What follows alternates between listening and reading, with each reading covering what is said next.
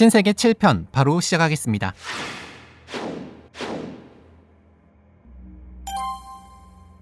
약 82만 명의 인스타그램 팔로워를 거느린 용진은 그야말로 재계의 대표적인 SNS 인플루언서입니다. 재계에서는 드물게 대중과 활발히 소통하며 용진이 형이라는 친숙한 이름으로 불리기도 하는데요. 그래서 용진은 어릴 때부터 자유로운 분위기에서 자라났나 생각할 수 있지만 그의 성격과는 반대로 매우 엄격한 환경 속에서 자라났다고 합니다. 명희는 아이들이 스스로 통제할 수 있도록 교육시키는 것이 자신의 철학이었다고 하는데요. 이는 아버지였던 병철에게 자연스럽게 물려받은 것이기도 했습니다. 명희는 더군다나 아들 용진에게는 어린 시절부터 경영을 잘 하려면 사람을 잘 알아야 한다. 아버지의 가르침을 아들에게도 전했는데요. 그러면서 인문학과 예술 분야에 대해 특별히 신경 써 공부시켰다고 합니다. 한편 용진은 그런 어머니의 뜻에 피아노를 체르니 40번까지 배웠고 덕분에 성인이 되어서도 좋아하는 곡을 연주할 수 있는 수준급 피아노 실력을 자랑했죠. 또 예술과 음악에 대한 관심도 상당히 높았다고 합니다. 서울대학교 서양사학과를 1년 정도 다니던 용진은 미국 유학길에 오르며 본격적인 경영인의 길을 걷게 되는데요. 약 6년간의 유학생활 동안 브라운 대학교 경제학과에서 학사를 취득한 뒤 1994년 삼성물산 경영지원실에 입사를 하게 됩니다. 그리고 이듬해 27살의 나이에 신세계그룹의 전략기획실 전략팀 대우이사로 처음 입사했죠. 인생에서 큰 전환기를 맞이하고 있던 이때 용진은 배우 고현정과 만나 결혼 발표를 하며 세간의 주목을 처음 받기도 했습니다. 당시 재벌 3세의 사생활이 크게 드러나지 않던 때라 대중에게 정용진이라는 이름을 처음 알리는 계기가 되기도 했죠. 결혼 생활을 시작한 용진은 이와 동시에 1995년부터 97년까지는 신세계백화점 도쿄 사무소에서 근무한 데 이어 신세계백화점 기획조정실 총괄 담당 상무로 진급하면서 본격적인 실무를 담당하기도 했습니다. 그렇게 조용히 경영 수업을 받고 무탈하게 살 것 같았지만 2003년 또다시 언론 헤드라인에 용진의 이름이 오르게 되는데요. 바로 갑작스러운 이혼을 발표하게 된 것이었죠. 가정이 깨져 개인적인 아픔은 컸지만 용진은 이때부터 본격적으로 신세계 후계자로서의 모습을 드러내며 2004년부터 서서히 신세계그룹 내의 지분을 늘려가는데요. 그리고 2005년 신세계백화점 신관이 개점하던 때에는 공식적으로 언론의 모습을 드러내며 식품과 편집샵을 키워서 경쟁에서 우위를 갖겠다는 포부, 각오 등을 밝히기도 했습니다. 이후 아버지 정재은 신세계 명예회장이 보유주식 전량을 자식들에게 물려주며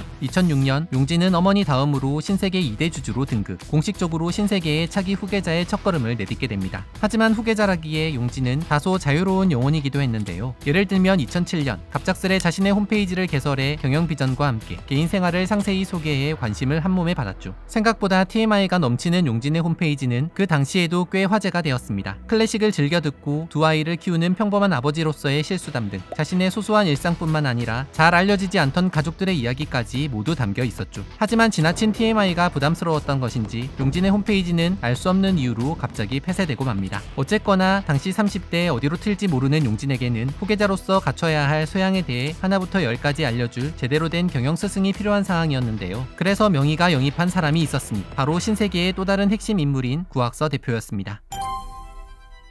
학서는 권국주 대표에 이어 새롭게 신세계 대표이사에 오른 인사로 1972년 삼성그룹에 입사할 당시 이병철 회장이 직접 면접을 보고 뽑은 인재 중의 인재였습니다. 명희 역시 아버지 못지않게 학서에 대한 신뢰가 매우 높았다고 하는데요. 1996년 삼성과 신세계의 계열 분리 당시 명희가 직접 부탁하여 신세계그룹으로 영입해 올 만큼 뛰어난 전문 경영인이었습니다. 삼성전자, 제일모직, 삼성물산 등 삼성그룹 내 핵심 계열사에서 24년간 일해오며 실질적인 리더의 소양을 다져온 인물이었죠. 수년간 그의 능력을 눈여겨온 명희는 학서를 신세계그룹 경영지원실 전무로 영입해 그룹 재무에 관한 핵심적인 역할을 맡겼습니다. 그리고 역시나 위기의 순간 그의 능력은 빛을 발휘했죠. 사실 알고 보면 IMF 시기 신세계를 위기에서 구한 것도 학서의 성견지명 덕분이었는데요. 1998년 IMF로 수많은 기업이 쓰러지고 부동산 가격이 폭락하던 시기 프라이스클럽과 카드 사업 등을 매각해 1억 달러 이상의 자금을 확보, 땅값이 폭락한 핵심 상권의 부지들을 마구잡이로 사들이게 한 것도 학서의 전략이었습니다. 덕분에 저렴하게 사들인 부지에 이마트 지점을 한 달에 1개 이상 새롭게 지어 1년에 15개 내외의 신규 지점을 오픈할 수 있었죠. 그 결과 5년 후인 2003년 이마트는 시장 점유율 35%를 달성하며 할인마트 업계의 압도적인 1위 기업으로 성장할 수 있었습니다. 한편 학서는 IMF 시기 불황의 수혜를 보는 할인마트 사업에 적절한 투자를 집행해 그룹을 성장시킨 공로로 1999년 12월 영입된 3년 만에 백화점 사업과 이마트 사업을 총괄하는 신세계그룹 대표이사의 자리에 오르게 됩니다. 대표이사가 된 학서는 이후 10년 20년간 경영혁신을 주도하고 수많은 사업을 추진해 신세계그룹을 순수 유통기업 최초로 재계 10위권에 올릴 만큼 뛰어난 경영 능력을 보여줬죠. 그와 동시에 명의의 뜻대로 앞으로 신세계를 이끌 후계자 용진에게도 훌륭한 경영자가 될 수 있도록 가르침을 아끼지 않았습니다. 그런 스승 덕분에 용진은 혹독한 경영 수업을 받으며 점차 경영인의 모습을 찾아가게 됩니다. 일주일 중 월, 수, 목요일에는 소공동 본사로, 화요일과 금요일에는 응암동 이마트 본사로 출근하며 실제로 현장에서 경영을 배웠다고 하는데요. 스승의 가르침 이외에도 용진은 경영 컨설턴트를 만나 여러 가지 자문을 구하기도 하고 각종 경영 서적도 읽으며 경영 공부에 매진을 했습니다. 용진은 그리고 좋은 경영자란 현장을 잘 알아야 한다는 신념이 있었는데 실제 현장을 파악하기 위해 경쟁업체인 홈플러스나 롯데마트에 혼자 매장을 둘러보며 쇼핑을 하는 모습이 종종 포착되기도 했습니다. 이에 얼굴이 알려진 용진을 보고 사람들은 아니 저 사람은 왜 이마트에 안 가고 여기 와 있어 라며 수군거렸지만 용진은 주변의 시선에는 아랑곳 않고 거침없이 시장 조사에 나섰습니다.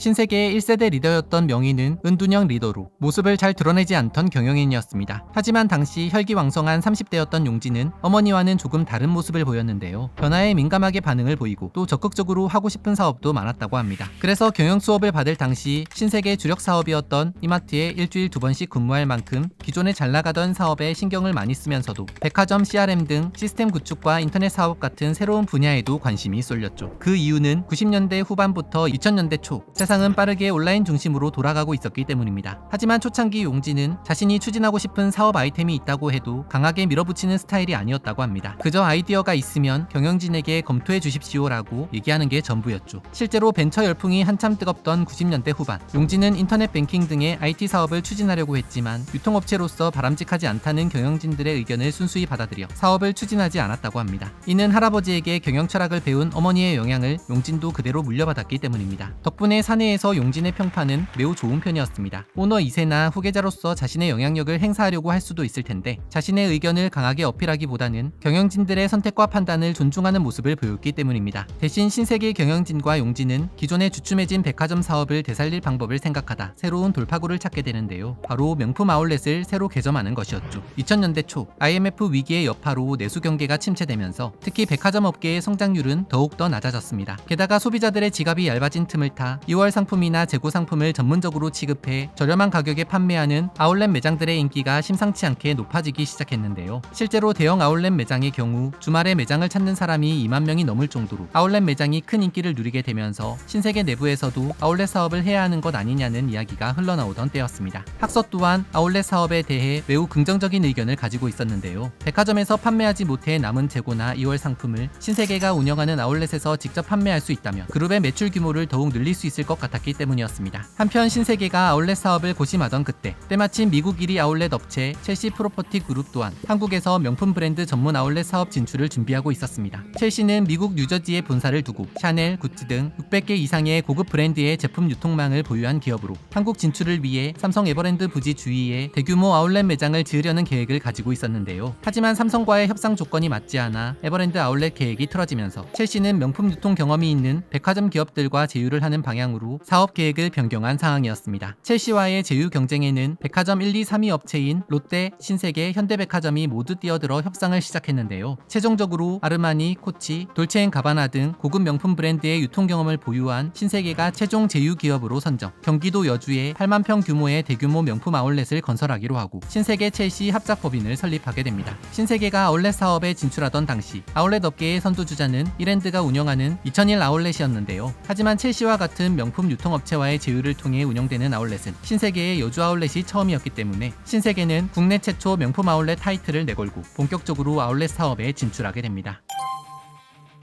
신세계는 파주, 부산, 제주, 시흥 등 여러 곳에 또 다른 아울렛 매장을 오픈하며 백화점, 할인마트에 이어 아울렛이라는 또 다른 거대한 유통 채널을 가진 유통기업으로 발돋움하고 있었습니다. 그러는 사이 신세계 내부에도 큰 변화의 바람이 불었는데요. 2009년 마침내 용진이 신세계그룹 대표이사로 선임되며 보다 적극적인 경영자의 모습을 보였기 때문이죠. 대표이사가 된 용진은 이전과는 다르게 언론에 자주 모습을 드러내며 다른 경영진의 도움 없이 혼자서 기자간담회까지 주최, 앞으로의 사업 계획을 직접 설명하며 그룹의 오너로서 주체로서 적극적으로 경영에 참여하겠다고 선언했습니다. 그리고 기존의 국주, 학서 등 전문 경영인에게 회사 운영을 전적으로 맡겨왔던 어머니와는 다르게 자신은 직접 그룹의 경영을 진두지휘하는 오너 경영을 선보이겠다고 선언했죠. 한편 이 무렵 국내 유통시장은 또 한 번 큰 변화의 흐름 속에 놓여 있었습니다. 2003년 백화점의 매출액을 뛰어넘으며 영원히 승승장구할 것 같던 할인마트 시장은 2007년 이후로 매출 성장률이 크게 정체되기 시작했는데요. 2009년에는 전년 대비 매출 성장률이 4%에 불과할 정도로 업계 전체의 성장 속도가 급격하게 떨어지면서 할인마트 업계에는 저성장에 대한 위기감이 들불처럼 번지고 있었습니다. 이에 대응하기 위해 이마트, 롯데, 홈플러스는 각각 이마트 에브리데이, 롯데슈퍼, 홈플러스 익스프레스와 같이 동네 슈퍼를 대체하는 기업형 슈퍼마켓 사업을 통해 매출 확대를 도모하려고도 했죠. 하지만 지역 상인들의 격렬한 반발과 정부의 강력한 규제에 부딪혀 기업형 슈퍼마켓은 공격적인 점포 확장에 실패하고 맙니다. 결국 다른 대안을 찾아야 하는 상황에 놓인 용진은 새로운 비전을 제시하게 되는데요. 일전에 생각했던 온라인 관련 사업을 본격화하는 것이었습니다. 사실 용진은 일찍이 90년대 후반부터 온라인 중심으로 세상이 빠르게 변해가고 있는 걸 느꼈지만 당시에는 결정권이 없었기 때문에 변화에 대처를 하지 못하고 있었습니다. 하지만 그러는 사이 2000년대 중후반 인터넷의 발달로 세상은 생각보다 더 온라인 중심으로 급격하게 변하고 있었고 신세계는 어느새 조금씩 뒤처져 있었죠. 신세계가 오프라인 사업만 확장하는 사이 온라인 쇼핑몰 시장은 빠른 속도로 성장하고 있었습니다. 사실 2003년까지만 해도 온라인 쇼핑 시장 규모는 그리 위협적이지 않았습니다. 당시 온라인 쇼핑 시장 규모는 1년 매출 약 6조 6천억 원으로